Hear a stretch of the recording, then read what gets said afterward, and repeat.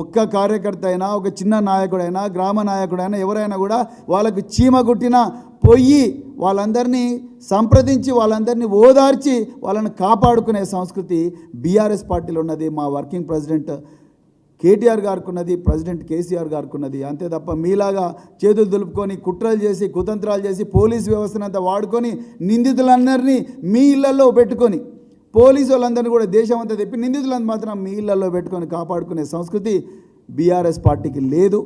అందుకొరకే మేము మళ్ళీ అర్జెంటుగా ఇవాళ డిమాండ్ చేస్తున్నాం. మాకు ఈ శ్రీధర్ రెడ్డి కేసులో తప్పకుండా నిధులను అరెస్ట్ చేయాలి. అవసరం అనుకుంటే సిట్ని పెట్టైనా ఈ ఇన్వెస్టిగేషన్ జరపాలి. అదేవిధంగా కొల్లాపూర్ ప్రాంతాన్ని, అచ్చంపేట ప్రాంతాన్ని కల్లోలిత ప్రాంతంగా ప్రకటించాలి. సమస్యాత్మక గ్రామాలు ఆల్రెడీ డీజీపీ గారికి ఇవ్వడం జరిగింది. సమస్యాత్మక గ్రామాల్లో తప్పకుండా పర్మనెంట్ పోలీసు పికెట్లు పెట్టాలి. ఫ్యాక్షన్ సంస్కృతిని ప్రేరేపించే ఎవరైనా వాళ్ళందరి మీద కూడా పీడీ యాక్ట్ కింద జైలుకు పంపించాలి. అదేవిధంగా మరి ఎవరైతే పోలీసు అధికారులు ఈ కాంగ్రెస్ పార్టీ నేతలతోని కుమ్మక్కై పక్షపాత వ్యవహారంతోని లేకపోతే ప్రతీకారంతో వ్యవహరిస్తున్నారు, వాళ్ళని అర్జెంటుగా సస్పెండ్ చేయాలి. వాళ్ళ మీద డిపార్ట్మెంటల్ ఎంక్వైరీ పెట్టాలి. అవసరం అనుకుంటే వాళ్ళని డిపార్ట్మెంట్ నుంచి డిస్మిస్ చేయాలి.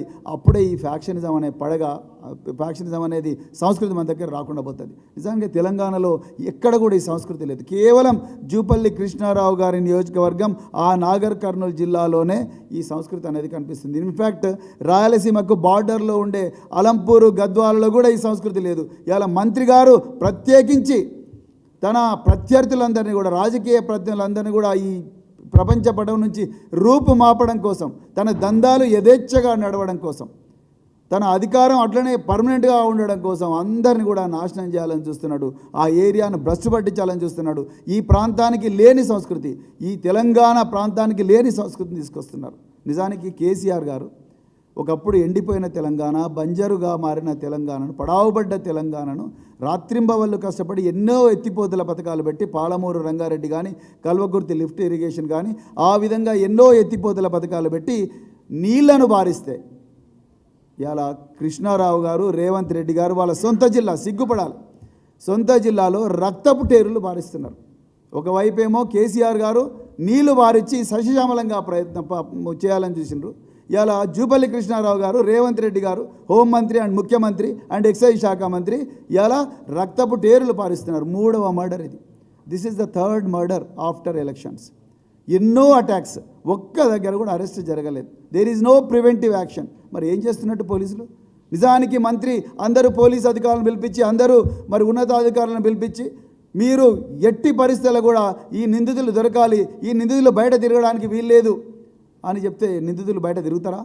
Common sense. మీరు 2-3 శాఖలకు మంత్రిగా పనిచేశారు కృష్ణారావు గారు. మీకు ఈ మాత్రం కూడా కామన్ సెన్స్ లేకపోవడం నాకైతే ఆశ్చర్యంగా అనిపిస్తుంది. ఉల్టా మీరు ఎంత అసభ్యకరమైన అన్పార్లమెంటరీ లాంగ్వేజ్, ఒక మినిస్టర్ మాట్లాడాల్సిన భాష మీది కాదు, బేవకూఫ్ అంటున్నారు, రకరకాల మాటలు మాట్లాడుతున్నారు.